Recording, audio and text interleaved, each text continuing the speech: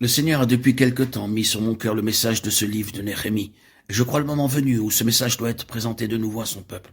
Je pense que ce livre correspond aux besoins de l'heure actuelle d'une manière très réelle.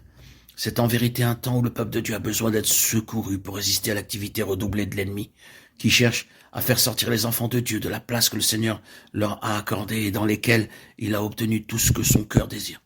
Il veut même les empêcher d'arriver à cette position divine.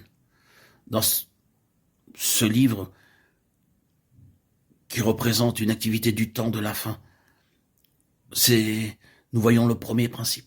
Il relate la dernière partie de l'histoire écrite que nous ayons avant d'arriver au Nouveau Testament. Je ne sais pas si vous avez été suffisamment impressionné par cela. Il est frappant de constater que la suite de l'histoire nous soit rapportée dans les évangiles, et tout particulièrement dans l'évangile selon Luc. Ce que nous trouvons dans cet évangile concernant l'ancienne dispensation correspond à une activité du temps de la fin.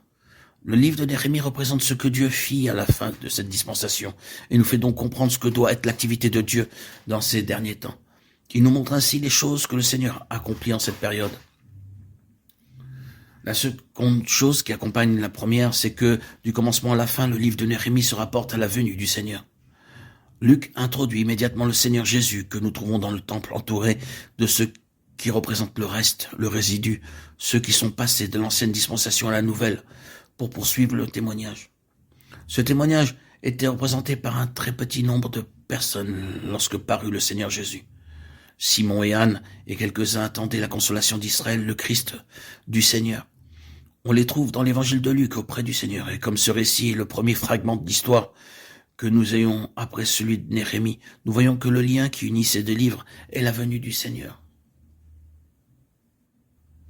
En rapprochant ces deux choses, nous avons un fondement bien établi quant à la valeur permanente de ce livre de Néhémie.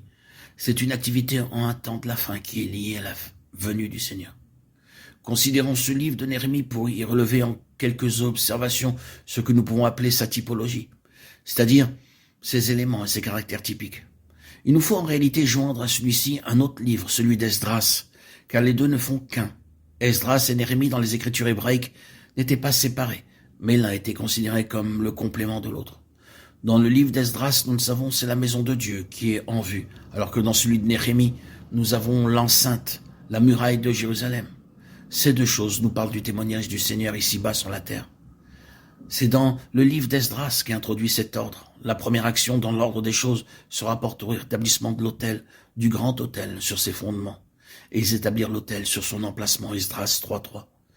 Ce n'est qu'après le rétablissement de l'autel, à sa place, que la maison de Dieu fut édifiée. Plus tard, la muraille fut reconstruite après que la maison de Dieu eut été achevée. Ce sont là les trois phases de l'ordre divin.